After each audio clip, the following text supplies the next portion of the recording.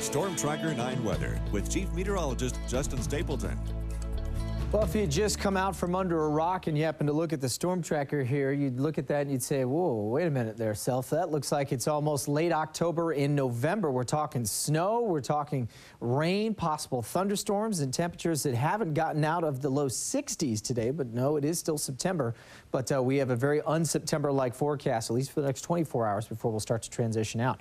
All right, a couple of things to note so far in the Storm Tracker 9 live radar sweep, pretty much west to east. Orientation with the jet stream and the winds, that's just going to continue to pile up the scattered showers. Some heavier ones have been pushing across Salem again, where the valley sort of opens up just a bit. That's where we can get the thunderstorm potential. McMinnville, Salem, up towards right outside of, let's say, Beaverton and certainly the western Portland Hills. In addition, look down towards Crater Lake, just north of that as you go across 58.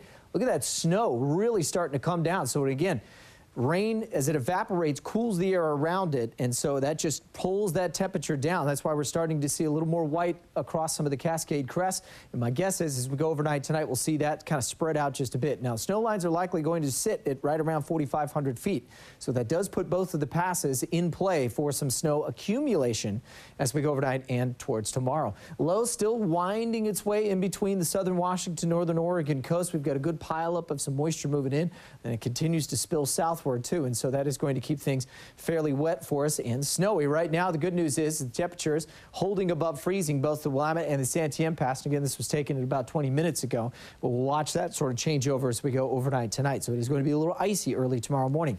Right around half an inch in Corvallis and Eugene, about a tenth down to Roseburg. Also picked up 1,600, out in Bend and Redmond, and about 4/10 out to Newport. So there's some rain out there, and we'll continue to add to that as we go in overnight tonight. Temperatures will be in the low 50s and upper 40s, and the 7-day forecast, or I should say, the highs today, let's start with that, well below average. Should be in the mid-70s. We were in the low 60s today, and we'll keep that cold air spilling in for the next 24 hours. Now, high pressure will eventually start to build back in, but not until we get towards Thursday and Friday.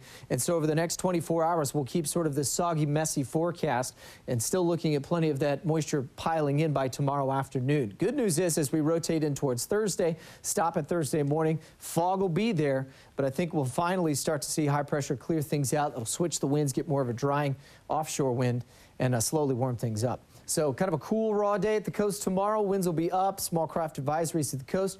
Also a little choppy in the seas on Thursday and into Friday as things dry out, and then we'll get hit again. Another system coming in Sunday and Monday. Scattered showers in low 60s in the Umpqua tomorrow. Look at that quick jump back to the low and mid to upper 70s by the weekend forecast, though. So not done with September yet. About 1 to 2 inches of accumulating snow in the Cascades. Slippery conditions in the morning. Careful with that. Bend and Redmond, 53. Isolated showers, a thunderstorm as well.